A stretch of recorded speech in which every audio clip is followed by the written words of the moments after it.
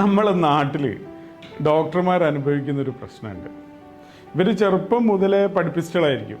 കുടുംബത്തിലോ നാട്ടിലോ ഉള്ള ഒരു പരിപാടിയിലും ഇവർക്ക് പങ്കെടുക്കാൻ കഴിയില്ല. പഠനം ഇത് തന്നെയായിരിക്കും അവരെ ചെറുപ്പത്തിലുള്ള അവസ്ഥ. പിന്നെ ഇതും കഴിഞ്ഞിട്ടാണ് എൻട്രൻസ് കോച്ചിങ് എന്ന് പറയുന്ന ഒരു വലിയ സംഭവം വരുന്നത്.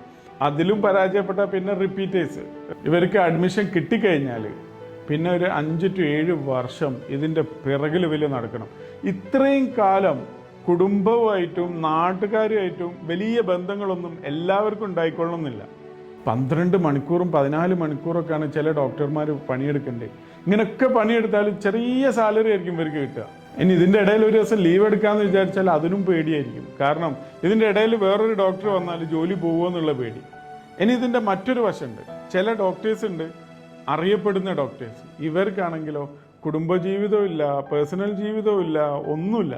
ഇവരെത്രയും സ്ട്രെസ്സുള്ള വർക്കിൻ്റെ ഇടയിൽ ചെറിയ എന്തെങ്കിലും ഒരു പിശക്, ഇനി ഇവരുടെ അടുത്ത് തന്നെ വേണമെന്നില്ല, ചിലപ്പോൾ ഹോസ്പിറ്റലുകാരുടെ ഭാഗത്തു നിന്നായിരിക്കും പ്രശ്നം ഉണ്ടാവുക, അല്ലെങ്കിൽ കൂടെ വർക്ക് ചെയ്യുന്ന കൊളീഗിൻ്റെ ഭാഗത്തു നിന്ന് എന്തെങ്കിലും ഒരു പ്രശ്നം നടന്നാലും ആദ്യം ചീത്ത കേൾക്കുന്നത് ഈ ഡോക്ടർക്കായിരിക്കും. ഏറ്റവും പ്രധാനം വരുമാനം മാത്രമല്ല, പദവി മാത്രമല്ല, ഇതിനൊക്കെ പറ്റുന്ന പല മേഖലകളും ഇപ്പോൾ അവൈലബിളും ആണ്. ഇനി പാഷൻ കൊണ്ട് ഡോക്ടർ തന്നെ ആവണമെന്ന് തീരുമാനിക്കുന്ന ആൾക്കാരുണ്ടാവും. അങ്ങനെയാണെങ്കിലും സ്വന്തം ജീവിതത്തിനും ഒരു സമയം കണ്ടെത്തണം.